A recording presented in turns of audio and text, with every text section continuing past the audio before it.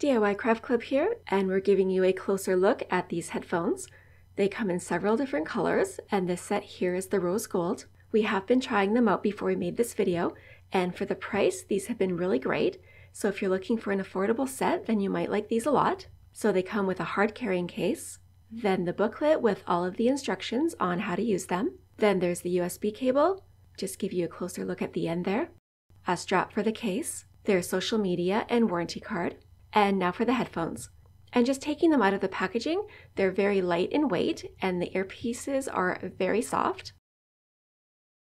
Setting them up with Bluetooth is very easy, so you basically just turn them on and then your computer or phone is going to find them and connect. Here are the controls on one side, and you have the volume there, and you can also receive hands-free calling too. Here's the micro SD port, charging port, and head jack. With a full recharge, you should get about 14 hours of playtime, and then it takes about 2.5 hours to recharge again. So if you're looking for a pair that's totally affordable for yourself or your kids, you might like these a lot.